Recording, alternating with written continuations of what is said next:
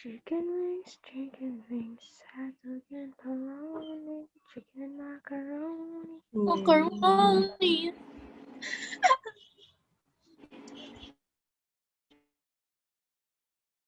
Sino yun, Franz? Franz. Sino Si yun? Erma? Oh, hindi ako. Sino yun? Hindi ako. Erma? Hindi. Chicken wings. Te.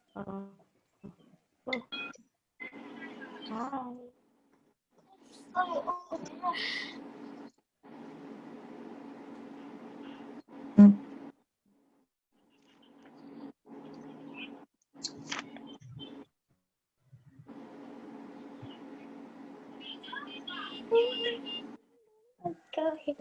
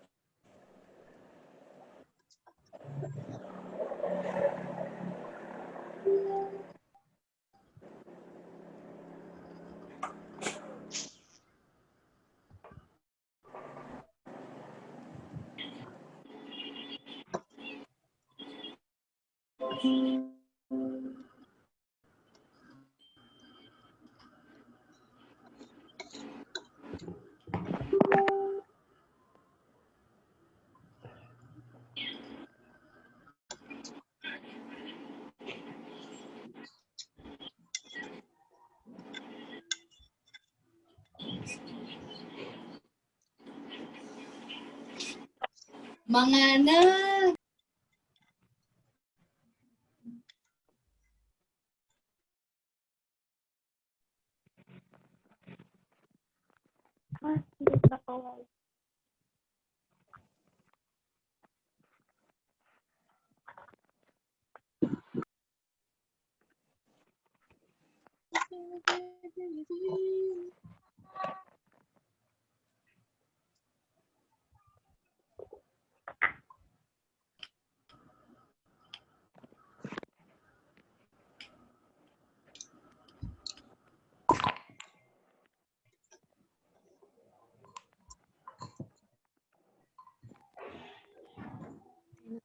Laruan.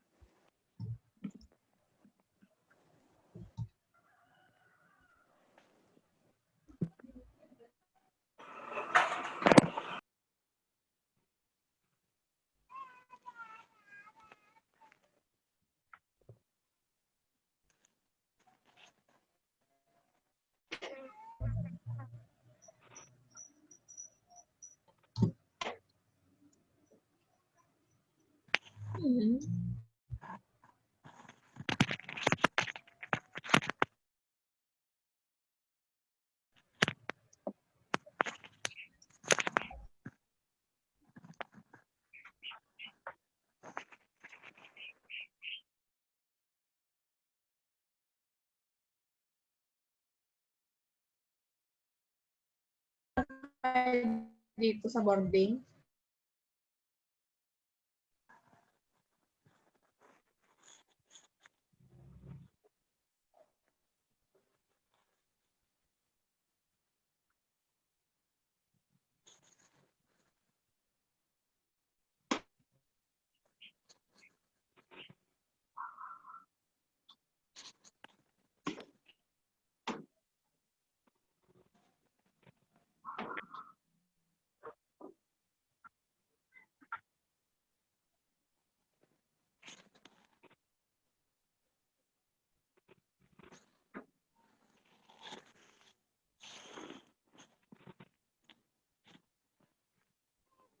Diyos ko naman.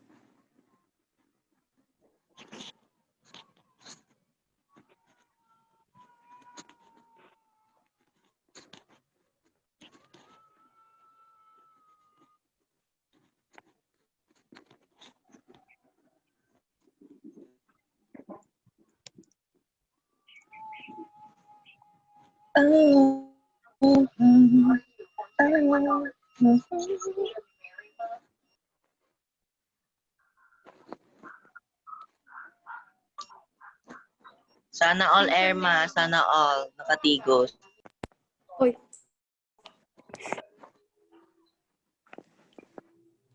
Erma. Sana all. Sana all. Roy.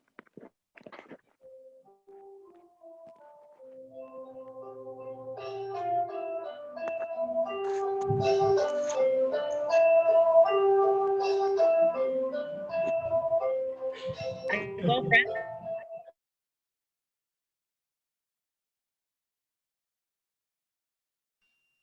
Ayang fresh ni friends. Sana all. Sana all naka-uniform. Pinaghandaan, Franz. Maganda ba? Ano, kasya pa yung uniform. Sana all naka-lip tint.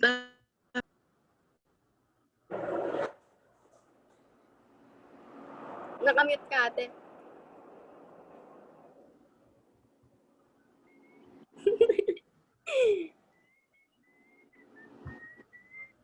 Ay po.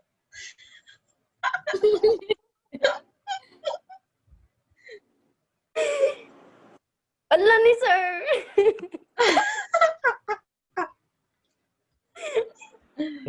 Sir!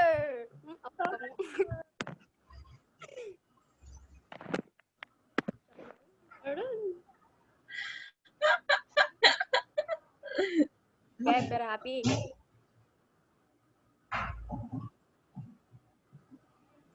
It really hurts. Ang mal.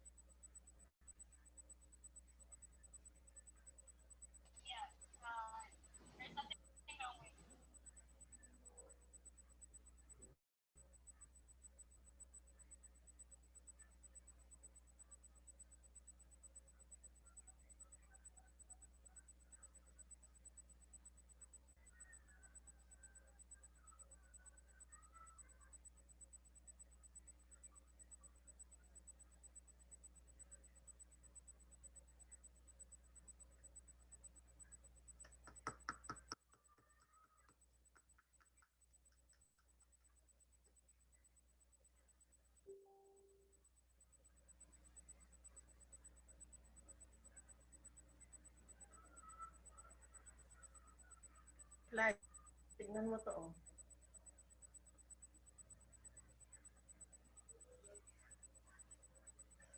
Yan, oh, may image.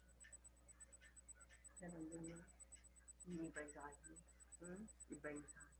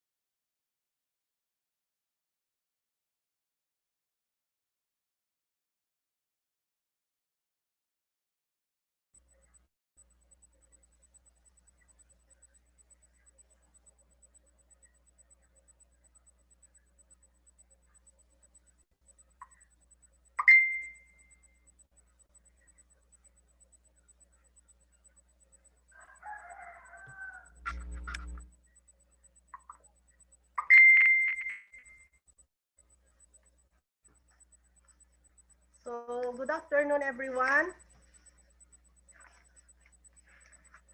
Welcome to our first day Afternoon, ma'am. Welcome to our first day of simulation.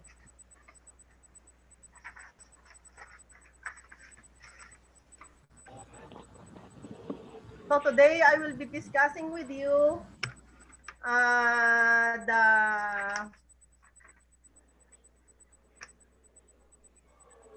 policies and procedures of RLE. So first is the orientation. So orientation of students on RLE policies and procedures shall be done prior to exposure to specific clinical areas.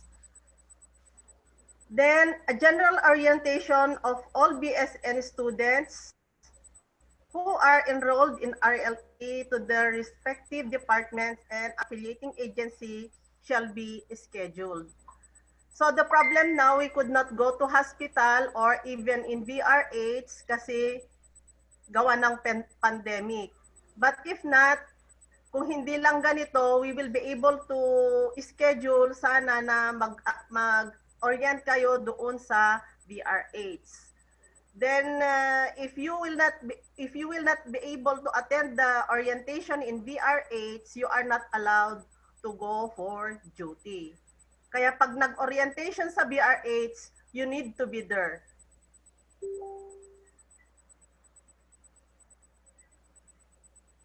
And also sa PLT. Next, An orientation is a prerequisite to the start of duty. So yun yung sinabi ko kanina. A student who is not able to attend the orientation can be given a special orientation by the assigned clinical instructor after presenting an admission letter, explaining the cause why he or she was absent during the orientation.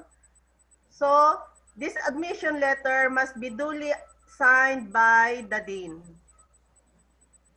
So as of now, wala tayong orientation sa affiliating agency, that is BRH and PLT. So with regards to the assignment of students in different clinical areas, so number 1, assignment of students in the clinical area is reflected in the clinical rotation plan for the semester. So yung ano ninyo, yung rotation plan, that will be posted before you will go for duty. Then, doon nyo malalaman kung saan kayo pupunta. So, since you are second year, so ang punta nyo is, ang una nyong exposure is CHN and OB ward.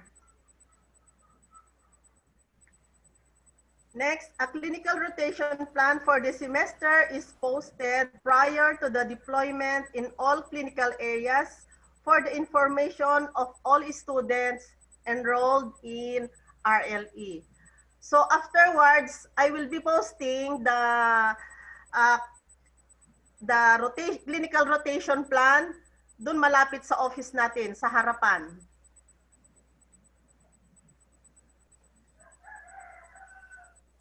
Ms. Manzano, please sit down. Don't lie down.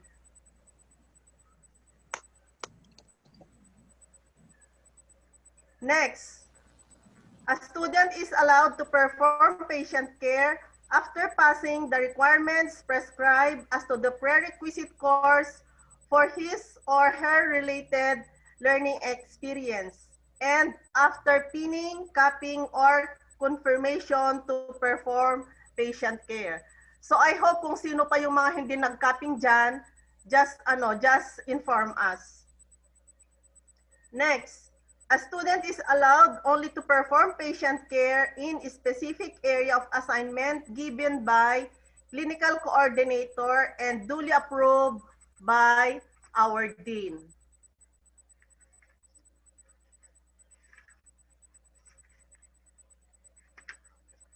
So what are the paraphernalia you have to bring? Next is uniform. Afterwards, the paraphernalia. So the uniform. A student should wear the prescribed clinical uniform by the college.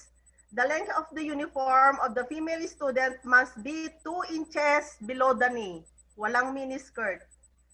With white chemise for the female and white sando for the male student is required to be worn as undergarments. So tight-fitting uniform that will be restricted.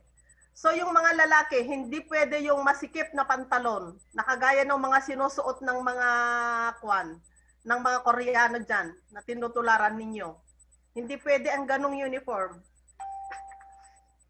It should be yung loose na madaling makagalaw. So only duty shoes are allowed with white thick stocking for the female and white socks for the male student, and rubber shoes are not allowed. Next, gowns, masks, caps should be worn in places and areas they are supposed to be worn at all times while on duty. So they should be kept clean and well pressed at all times. Mask must not be hanging on neck while on use. So, ibig sabihin nito, pag nag-duty kayo sa DR, so only in DR you are allowed to wear your scrub suit.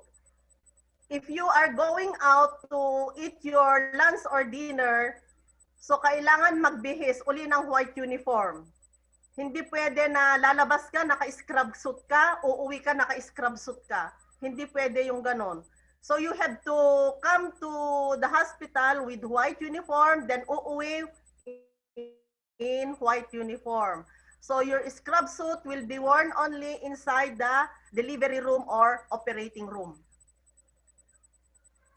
And your masks and mask and caps should be worn in places and areas they are supposed to be worn at all times. Then, mask must not be hanging on the neck while not in use. So, I hope naintindihan ninyo yon. Next, nameplate should be worn at all times while on duty. So, sa duty lang ginagamit ang nameplate. Pag nasa school, then you can put on your ID with PLTC sling.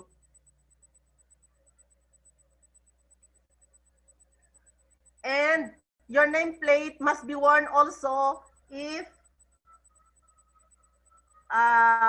there is classroom RLE. For example, simulation, kagaya nito. So you should be wearing now your nameplate. Next, no pieces of jewelry should be worn in the clinical area except for a working watch with second hand. No earring for both male and female. Then, any white jacket, sweater is accepted for use whenever necessary. So the use of colored jacket or sweater is not allowed while on duty. So kailangan pag naka-duty ka, if you want to wear your sweater, it should be white, not colored. Next, grooming.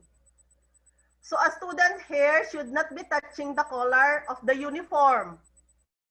Long hair of the female student must be tied up neatly in bands. Bangs must be kept away from the eyes. So, it's nice to see you, Miss Collie. O, ganyan. Ganyan ang magiging, And Miss Marinas also, nice. Very good. So, ganyan ang magiging itsura nyo pag nag-duty kayo. Neat ang buhok. Okay? Then, all male students shall observe decent haircut. Hindi ganyan ang magiging buhok mo to, Mr. Jerome Madriaga. So, any male student with long hair, beard, or mustache will not be allowed on duty. Okay, naintindihan ninyo yon, Mr. Jerome? And sino pa yung mga male na nandyan? Yes, ma'am. Then, colored dyed hair is not allowed for both male and female. So, habang hindi ka pa nagjo-duty sa hospital, Mr. Madriaga, paitimin mo na yung buhok mo. Okay? Kasi hindi ka pa talaga na mag-duty na ganyan ang buhok mo. Opo. Next. Colored hair clips, decorative pins, ribbons, and headbands are not allowed. So, hindi kayo pwedeng maglagay ng mga ipit na may mga butterfly dyan, na may mga atitiling, atitilap. Hindi pwede yon. Okay, girls? Next, heavy makeup, nail polish, and long fingernails are not allowed while on duty. So, nasa part ng grooming ninyo yan. Every time na papasok kayo for duty, pag nasa hospital, we will be checking on your nails. Yung grooming. So, may part yan ng checking before you will enter the clinical area. So, your respective CI, sila ang mag-check from your shoes up. Kahit yung nandun sa loob ng damit mo. Hindi ka pwede na pupunta na mag-duty doon na wala kang kamison. Okay? Next. Absences. So a student is expected to be within the clinical area 15 minutes before the reporting time. So if your reporting time is 7 o'clock, so 15 minutes before 7 o'clock or before 3 o'clock, dapat nandun ka na sa kung saang hospital kayo ma-assign. Hindi pwede yung 15 minutes late, absent na kayo noon. Next, a student who has incurred absences can only be readmitted in the clinical area upon submission of admission letter duly signed by the clinical coordinator or by the dean. So, kung nag-absent ka today, kahit simulation, tapos pumunta ka kinabukasan, hindi ka niyan tatanggapin unless you have to present your excuse slip. So, pag nag-secure ka doon sa guidance, after sa guidance, dalhin sa office. Ipasign kay dean. Okay? I hope you understood that one. So next, a student who incurs 3 accumulated tardiness will be required to have make-up duty for 1 day. So, ibig sabihin nito, 3 days late, 1 day make-up duty.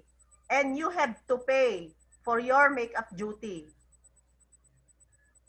So, mag-duty ka na ng isang araw, may babayaran ka pa. Oh. Kaya ngayon, mag-isip-isip na kayo yung mga laging nalilate. Next, inability to be readmitted after 1 day of absence will mean that the student be required to have a make-up duty following the policy of 1 day absent is equivalent to 3 days make-up duty. So, excuse, if it is excuse, 1:1. So, ibig sabihin, kung isang araw ang absent mo at kumuha ka ng excuse slip, so isang araw lang ang make-up duty mo. But, if you're unexcused, yung isang araw na absent mo, that is equivalent to 3 days make-up duty. O, naintindihan yon? Next, make-up duty for absences in the clinical area shall be scheduled by the clinical coordinator upon approval of the dean.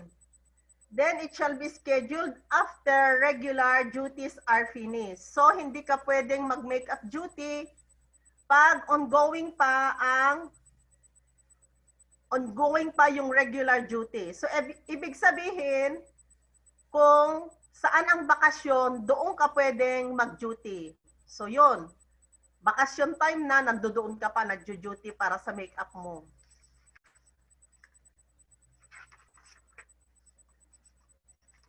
Next, a payment, a student has to verify with the clinical coordinator the number of make-up duty before payment at the accounting office. A student shall pay at the accounting office the corresponding make-up duty fee of 400 per day and shall submit a photocopy of the receipt of payment to the clinical coordinator for scheduling. So, ibig sabihin, pag unexcused ka, so yung 1 day na absent mo, unexcused ka, so that is equivalent to 3 days make-up duty. So, how much is 3 days make-up duty? So, 4 times 3. So, that is 1,200 pesos. So, yun ang babayaran mo doon sa accounting office. Then afterwards na makabayad ka, ipakita mo sa akin yung resibo, then that's the time I have to schedule you for your make-up duty. Okay, next. Students' attitude while on duty. So, courtesy and respect to everyone shall always be observed by all nursing students. A student shall refrain from loitering around the affiliate and base hospital while on duty. Silence in the hospital premises shall be maintained at all times so as not to disturb the inpatient. So for example, duty kayo sa OB ward, hindi kayo pwedeng pupunta doon sa medical ward para bumisita ng pasyente while on duty. Next. A personal telephone call is not allowed. So yung mga cellphone na yan, dapat naka-mute while on duty. Hindi pwede yung naka-duty kayo, naka-kwan kayo dyan. Naka-telebabad kayo or panay ang text you or panay ang FB niyo dyan. So only official business calls are to be entertained by the clinical instructor for the student. So kung may problema at may gustong tumawag sa inyo, pwede niyong ibigay yung telephone number ko at ako ang tatawagan, hindi kayo. In case of emergency. So the use of mobile or cellular phone is not allowed while on duty, whether for texting, calling, or picture taking. So privacy and confidentiality of patient care must be observed at all times. So baka sa first exposure ninyo, para lang mai-put sa my day, magpipicture ka na doon with your patient, kahit hindi mo pa pinapaalam sa pasyente mo. So you are not allowed to do that, na mag-picture-picture sa mga pasyente. Next, a student is not allowed to receive visitors while on duty, except on urgent matters. The student must inform the clinical instructor. So kung may gustong makipagkita sa inyo na very important person, na kailangan na hindi na maiwasan at hindi makapag-antay after duty, so you have to ask permission to your CI bago nyo harapin kung sino man yun. Next. So a student should seek permission from the clinical instructor, head nurse, or staff nurse before leaving the area of assignment for snacks and meals.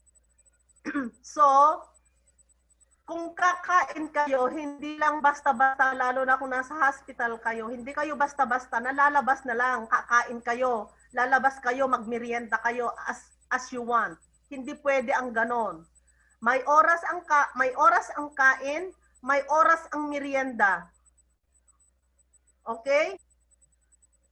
Hindi pwede na anytime na nagugutom ka, pupunta ka doon sa kantin, kakain ako.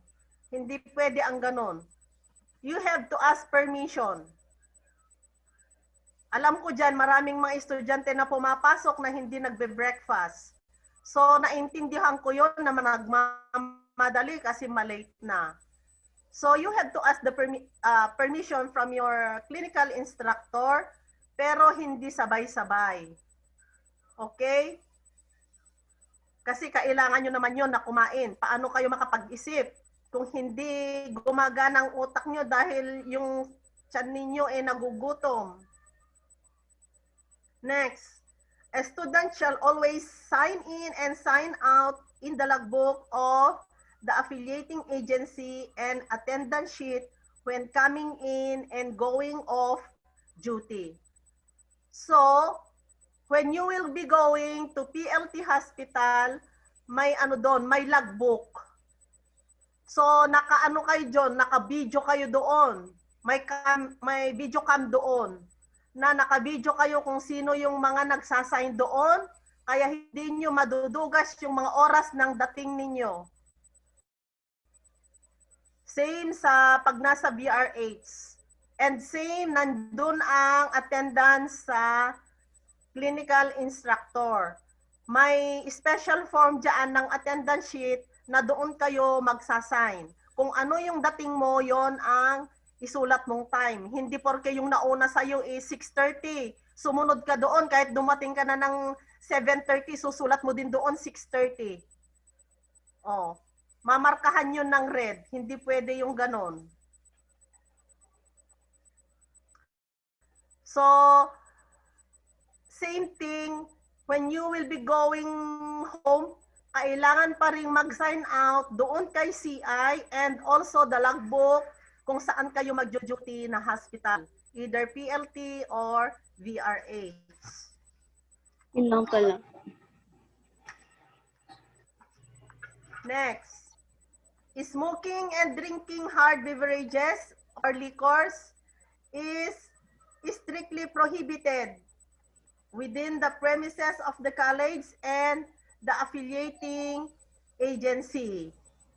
So a student found smoking or drinking while on duty shall be subjected to disciplinary action.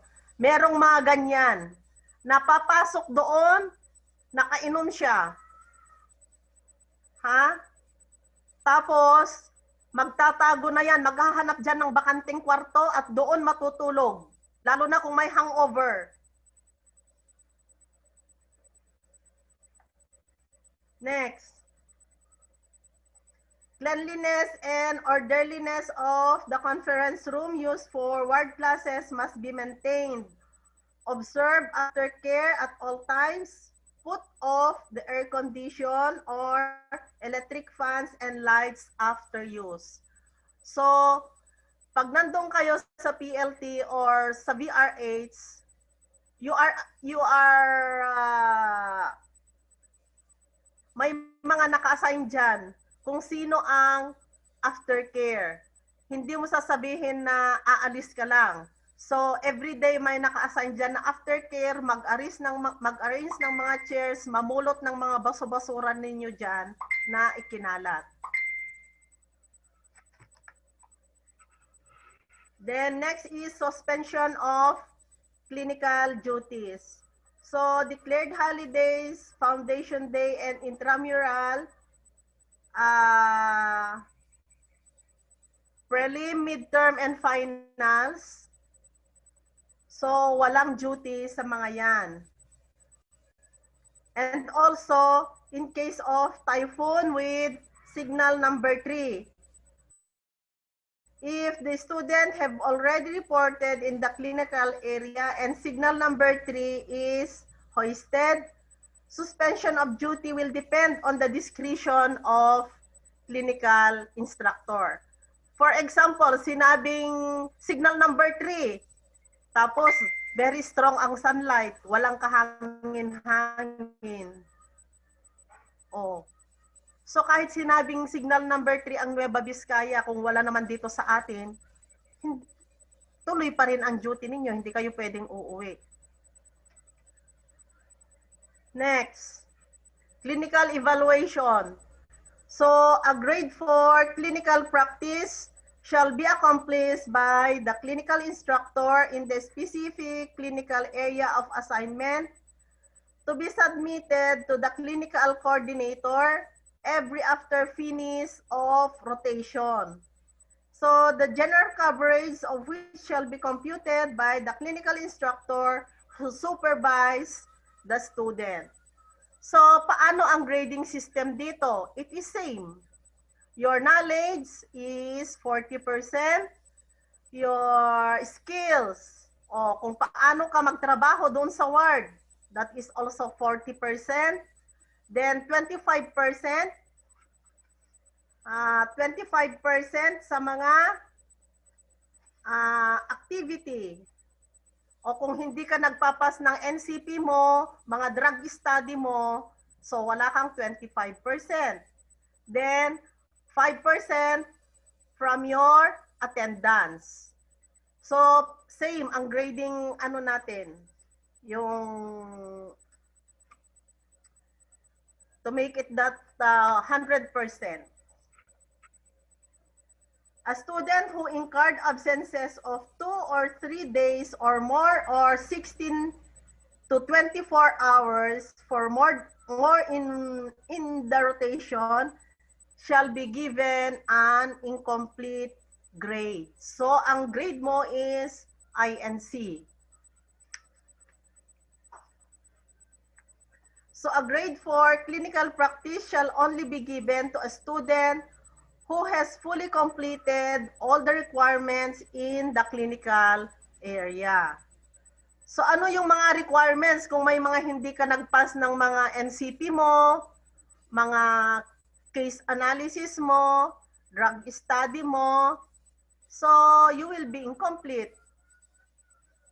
So, kailangan, kung sinabi ng CI, you have to submit that one tomorrow or after 2 days, kailangan isubmit mo para wala kang maging utang.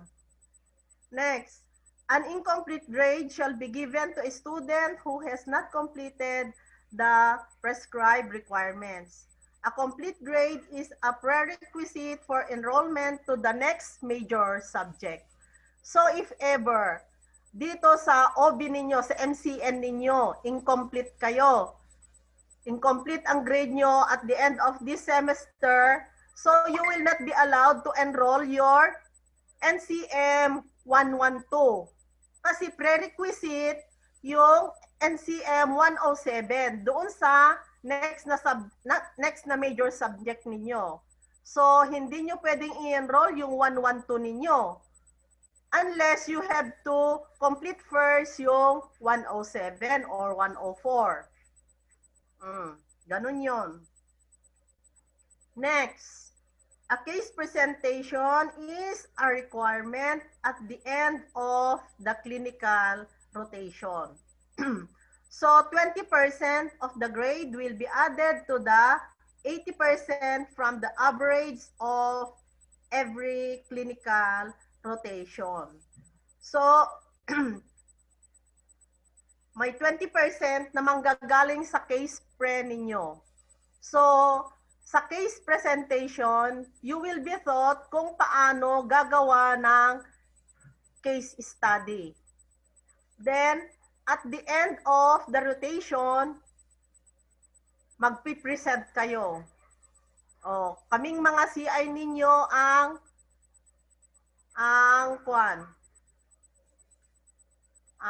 audience ninyo. So, i-group kayo. So, kung sino yung mga ka-group mo, kayo magkakasamang maggagawa ng case study. A student who failed to attend the case presentation will be given a grade of 65% on that component. So, pag hindi ka nag-attend doon sa case study, 65 ang grade mo, so that is a failing mark. So, a student who missed or did not attend a clinical rotation will be given a grade of 65% in the specific rotation or clinical area. Ibig sabihin nito, hindi ka na nag-attend the whole SEM, na absent ka, hindi ka nagpakita. So, anong mangyayari sa'yo? You have to repeat the whole. Kung bagsak ka sa RLE, ibig sabihin, kung bagsak sa RLE, wala kang naintindihan sa lecture mo. So, the same, pareho kayong babagsak. So, kailangan ipasa mo ang RLE mo para pasado ka sa dalawa. Kasi magkaiba ang grade ng lecture at magkaiba ang grade ng RLE. So, pag bagsak ka sa lecture, imposible man naman na bagsak ka sa lecture, pasado ka sa RLE. Paano yon? Wala kang naintindihan doon sa theory, paano kang mag-ano doon sa clinical area, paano kang papasa? Next, a student who has an incomplete RLE grade is given 1 year or 2 semesters to complete its incomplete grade. So, kunyari ngayon, INC ka doon sa major subject mo. So, may isang taon ka pa na i-accomplish yung ano mo, yung incomplete na grade mo. Pero bakit ka pa mag-antay ng isang taon? Eh, hindi mo naman mai-enroll next sem kung ano yung major subject mo. O, prerequisite yun. Titignan yan kung naipasa mo or not.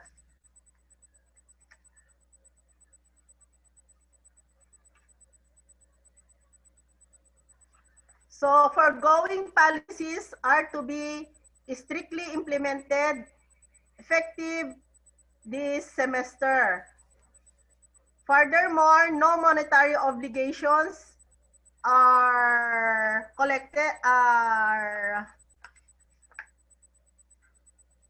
related to any of these policies except for payment of your makeup duty.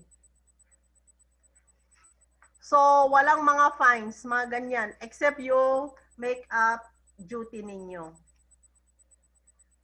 So, sa mga sa paraphernalia during your duty, so, you need to bring with you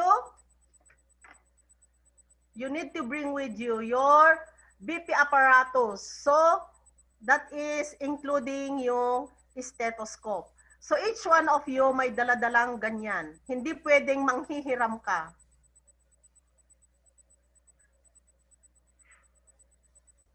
Next is thermometer.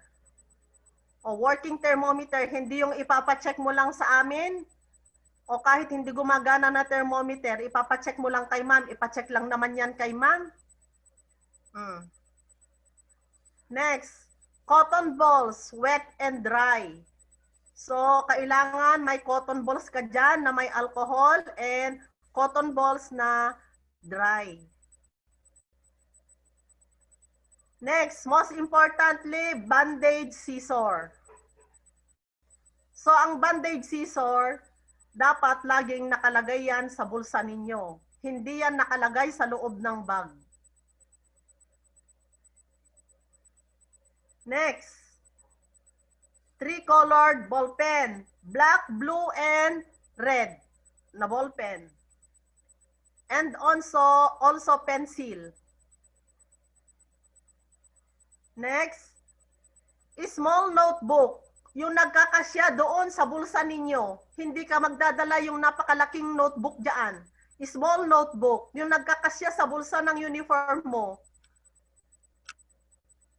And sketch pad. So, yung sketch pad, yun yung malaki. But small notebook, yung magkakasya lang sa bulsa ng uniform mo, ang pwede mong dalhin.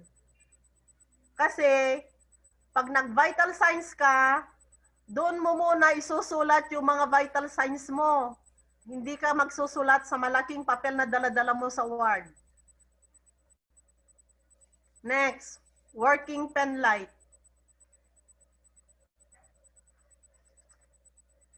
Then, you are required also to bring your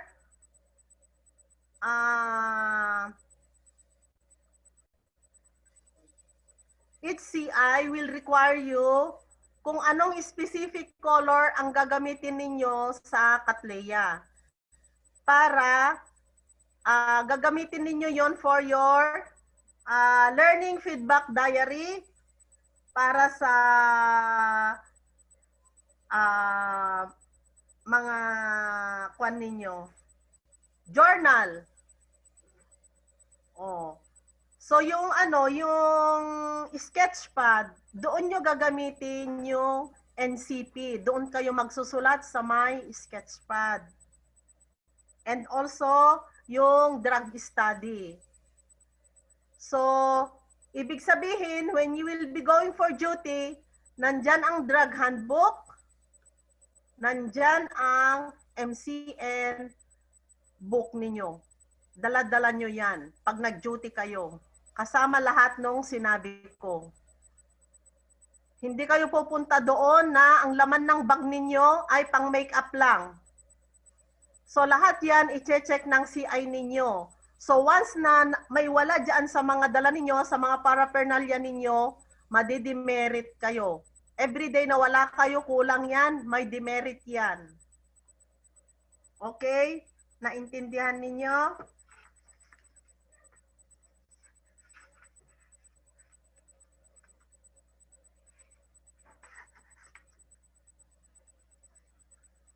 So, any question?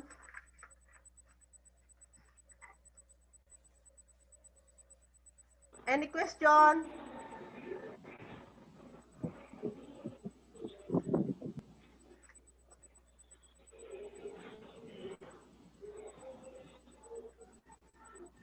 Sorry.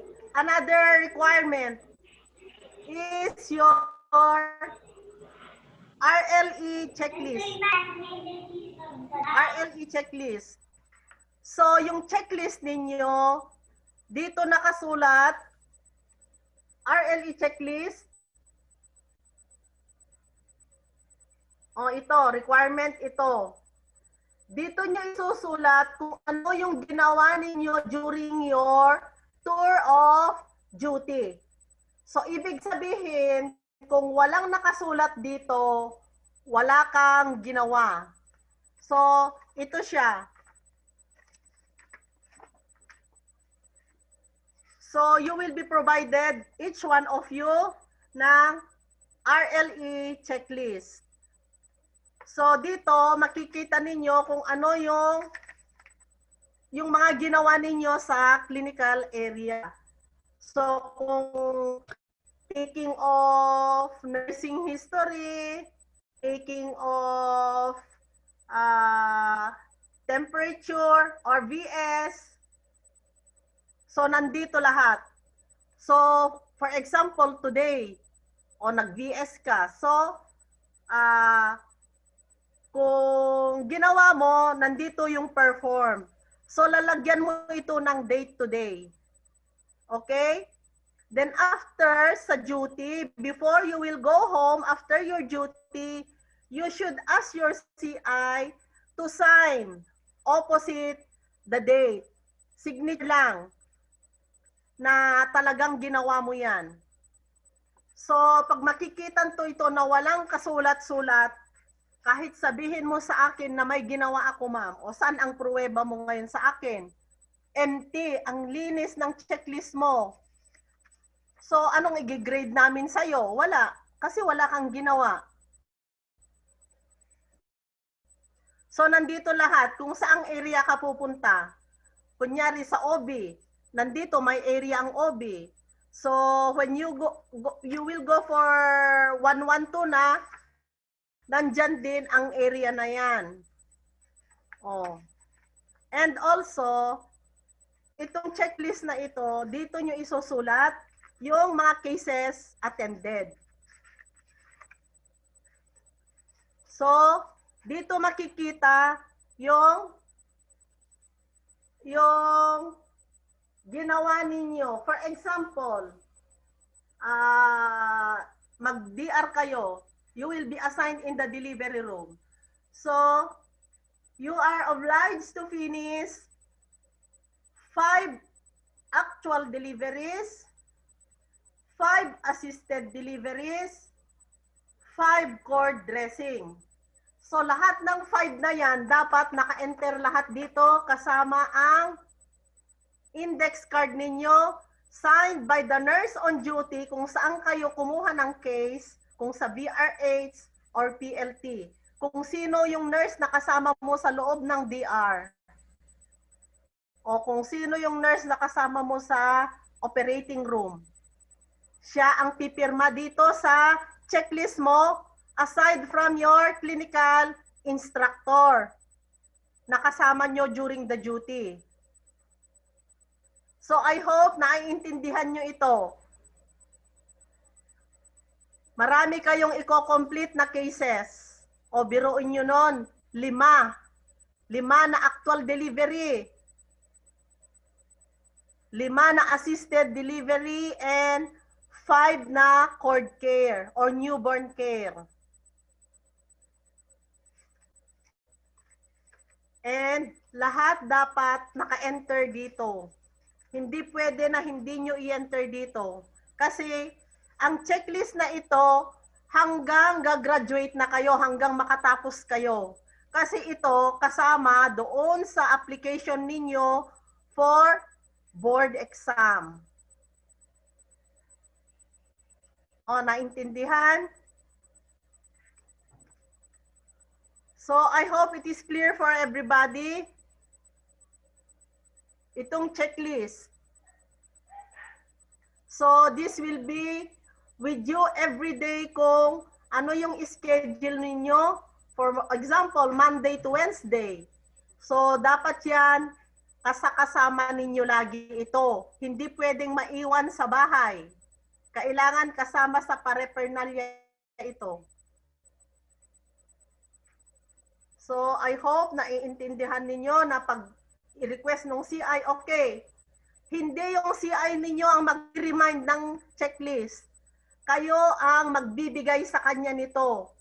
Dapat ito, bago pa kayo uuwi, napirmahan ito ng CI lahat ng ginawa ninyo sa ward.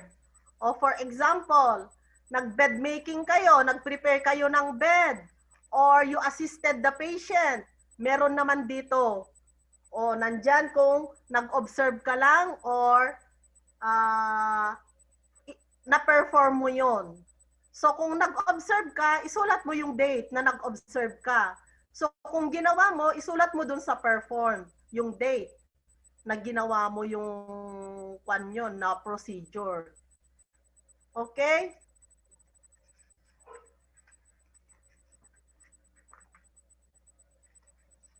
So, I hope it is clear to everybody.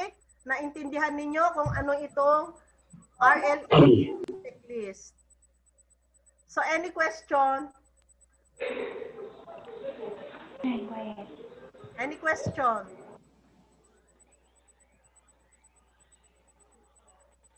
Oh, Miss Naranjo.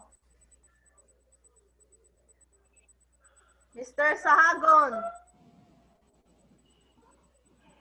Maintindihan lahat yung sinabi ko? Yes. O, Miss Marinas.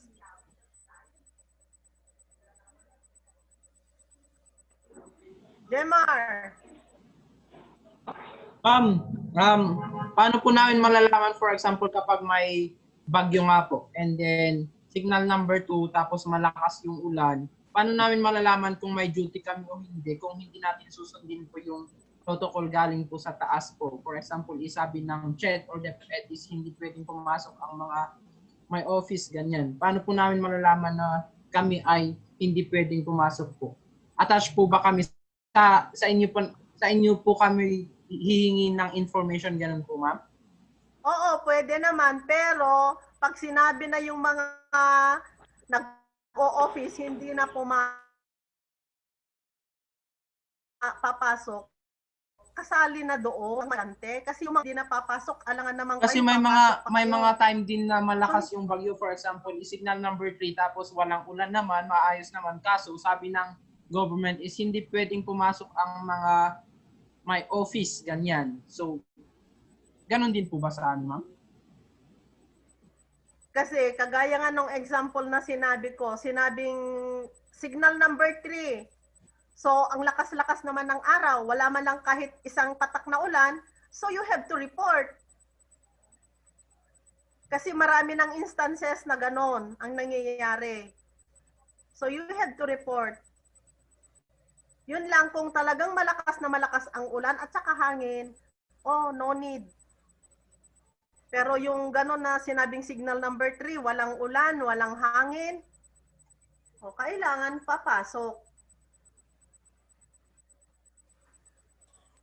Paano pag nakapasok ka na tas biglang ilang oras lang nag-iba yung weather, ganon. Okay, pag nakapasok ka na, tapos nag-iba ang weather, so discretion na yon ng CI.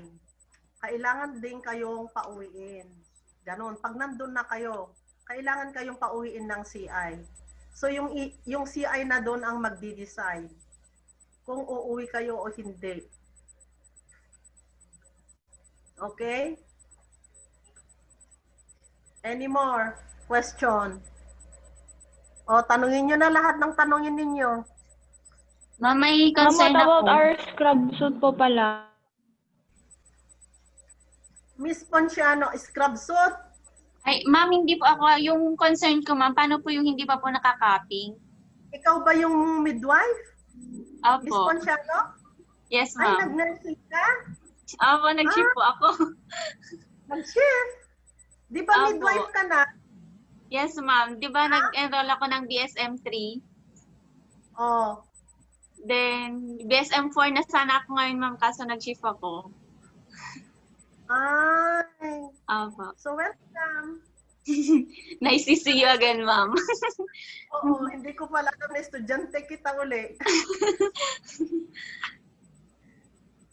Any question? Sino yung nagko-question kanina? O, sige na, magtanong na. Kung kaya kong sagutin, sasagutin ko. Ma'am, pwedeng magbigay ka ng examples of different kinds of scissors, yung sinasabi mo kanina, ma'am? Dun sa bandage Kinds scissor. of scissors? Yes, May ma'am. sinabi ba akong different kinds of scissor? Isa lang ang scissor na kailangan ninyo na kuwan. Bandage scissor. Yung nagganyan ngayon na scissor, yun lang ang scissor na kailangan ninyong dalhin every time na mag-duty kayo. Bandage scissor. So, pag nag-CHN kayo, kasama yan lahat kung bibili kayo ng CHN bag. Okay? Ma'am, so it's either hospital po talaga kami mag-duty, ma'am. Oo, hospital. Pero as of now, may certain percentage na gagamitin natin dito sa virtual. Yung remaining sa hospital talaga. Kasi sa case ninyong second year, marami kayong pag-aaralan na mga papers concerning sa pasyente. So, hindi naman kailangan na pupunta tayo sa ospital para pag-aralan lang yung mga papel na yon. Pwede naman nating tignan dito sa online. Di ba? So, may certain percentage na tapusin natin dito sa online. Then, remaining percentage will be sa clinical area. So, hindi naman pwede na totally na uubusin natin ang RLE ninyo dito sa online. Meron pa rin sa hospital. Basta as soon as okay na, talagang papasok kayo sa hospital. So for the meantime na hindi pa okay, gagawin namin lahat na matuto kayo dito sa online. Okay, Mr. Jemar? Yes po. Ma'am, in terms of, for example, yung payment fee, ganun po. Paano po kapag tapos na ay okay na po, tapos pupunta kami ng ospital, so another na naman pong babayaran or Hindi. okay na yung binayaran? For example, nakabayad kayo ngayon, complete na yung nabayaran nyo, fully paid kayo for this semester, tapos yung RLE ninyo hindi nyo natapos, may certain percentage pang naiiwan. So, yung certain, for example, ngayon sa online natin, you have to spend 70%. Sabihin natin, example lang. Ano? Or 50% dito sa online. Then remaining 50% sa hospital. So for example, tapos na natin ang 50% online. Tapos, hindi pa okay ang hindi pa kayo allowed na pupunta sa hospital. So, yung 50% na yon kasi binayaran na ninyo, it will be carried sa next sem. So, kayo lang ang kawawa kasi you have to finish your duty. Tatapusin ninyo yung 50% na yon, whatever it is, doon sa hospital setting. Na wala nang bayad. Kasi nga nabayaran nyo na, di ba? So, kayo lang ang kawawa doon. Naintindihan? Kasi mapapatungan na yung 50% remaining ngayon. For example, hindi pa pwede. So, it will be carry over sa next sem. So madadagdagan, kayo ang madadagdagan ng trabaho. Oh, naintindihan nyo yon. Okay Mayroon pa lang rin basta kayong, matututo. ha? Okay lang basta kwan ma'am kasi question namin yung for example kasi nga yung laboratory fee na babayaran namin ngayon. And then sabi kasi nila we will have that on second semester. So, yun nga po. Pero okay lang din naman kapag malipat kapag ganun po kasi parang hindi kami matututo kapag dito sa virtual tayo lahat-lahat pag-aaralan yung kwan. Kasi dito sa virtual, kaming mga CI, ginagamit namin ang laboratory natin doon sa NLab. Ano, nakikita ninyo doon yung dami doon na babae. So yon nilalabas namin, nag-shooting kami niyan. So makikita ninyo to yan, ipapakita ng mga CI ninyo kung paano mag-inject with the use of that dummy. So makikita ninyo paano pala yon. So doon ninyo makikita. So doon namin nagamit ang laboratory fee ninyo. Kasi gagamit kami ng syringes, gagamit kami ng kung ano doon para makita lang ninyo na shooting namin yon. So we are trying our best na kami ang pupunta doon, kaming mga CI, kami ang mag-shooting para yon ang papanoorin ninyo dito sa virtual natin. Hindi totally na paperworks yan. May mga picture-picture kayong makikita kung sino yung mga best actress doon na CI. Ganon. Oh, exciting, di ba? Oh, makikita na yun to doon kung sino yung nagha-hand washing, sino yung nag-gloving, o sino yung mag-hand ng mga instruments, mga ganyan. Lahat kami yon. Walang iba. Kaya ginamit namin yung laboratory fee ninyo. Kayo hindi nyo ginamit, iniisip ninyo hindi nyo nagamit. Kami ang gumamit nun para sa inyo, para makita ninyo. Supposed to be doon sa school. Kayo yon gagamit doon. Ang kaso, hindi tayo pwedeng pupunta doon sa school. So, kasi kami doon, papanoorin lang namin kayo. Kayo ang magde-demo sa amin. O ngayon, kami na ngayon ang magde-demo sa inyo. Oh, nag-shooting kami doon kung paano ang mag-hand washing bago ng OR, paano ang maglagay ng